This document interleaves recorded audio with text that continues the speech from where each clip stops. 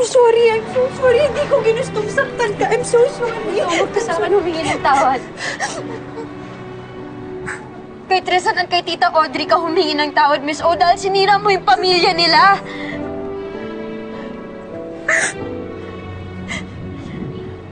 Maniwala ka sa akin kanina. Malaking pagkakamali yun, inaamin ko. Tinapos ko na kung anumang relasyon meron ako kay Clark. Pinutol ko na lahat ng ganda. Alam kong marami kaming masasaktan. Miss O, huli na po. Huli na ang lahat dahil hindi nyo na maaayos yung mga sinira nyo. Alam nyo, Miss O, dahil sa ginawa nyo,